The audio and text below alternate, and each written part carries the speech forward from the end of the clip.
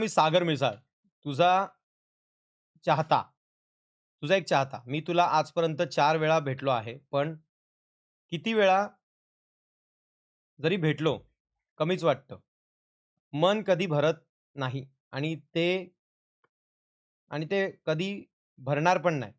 कारण तू माझं लाईफमध्ये असा चेंज केला आहेस, की तुला असं सगळ्यांना सांग असं ते सगळ्यांना सांगता येणार नाही. कारण मी पण तुझ्यासारखाच इंट्रोव्हर्ट आहे. दर टाईम लोकं तुला लेटर लिहितात. ते बोलतात, "मी जास्त नाही बोलणार आता काही." पण मी बोलणार आहे दादा, बिकॉज तू माझं इमोशन आहेस. तू तुझ्या बिना तुझ्या विना मी तुझ्या विना मी नाही आणि माझ्या विना तू नाही. Because I truly love you. मी तुझ्या मी तुला तेव्हापासून बघतोय, जेव्हा तुझा हात तुटला होता आणि तुझ्या हाताला प्लास्टर होतं. मला अजून हे आठवतं, की तो दिवस ज्या दिवशी तू माझं फर्स्ट कमेंट वाचली होती. चॅटमध्ये जे होते, लव्ह यू 3000 तेव्हा मी कॉलेजमध्ये होतो आणि आता मी जॉब करतोय. रोज तुला बघतो, लाइक करतो पहिलं. तर आता मसल मेमरी झाली आहे. तुझं स्ट्रीम किंवा व्हिडिओ आली, की ऑटोमॅटिक माझा लाइकवर हात जातो आणि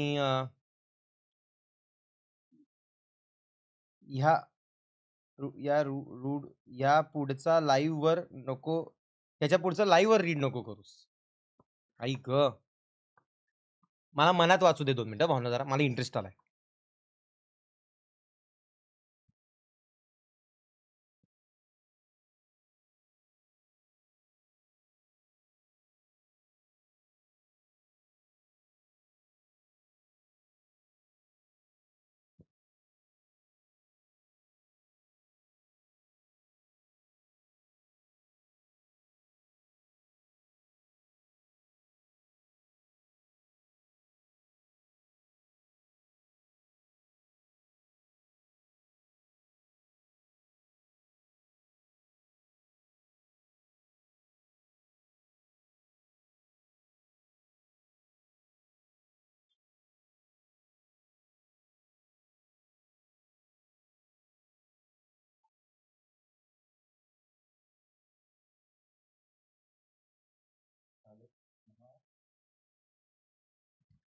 दादा मी कंटेंट पण क्रिएट करतो. तू माझा 1-2 रील पण बघितले असतील आणि त्याला प्रेम पण दिले आहे. तू माझं बाईकवर आणि हेल्मेटवर तुझं ऑटोग्राफ पण मी घेतला आहे. माझं R15वर तुला लक्षात पण असेल आय थिंक. आहे लक्षात आहे बाबा. चिकी भाऊंच्या बाहेर हां. आणि तिथे आपण पावसात भेटलो होतो आणि बांदिलकी थिएटरची इव्हेंट आणि बांदिलकी थिएटरमध्ये पण मला याचा चान्स मिळाला. त्यासाठी लव्ह यू अ लॉट. बडा माझा प्राउड हे काय लिहिलंय माहिती नाही. बुडा माझं प्रौढ मानसी वाल्यांजू टी-व्ही-एसचे नॅशनल्सला जाणार आहे आता. ती तुला पण बघते आहे आणि तिने सांगितले होते तुला त्याला बेस्ट विशेस दे.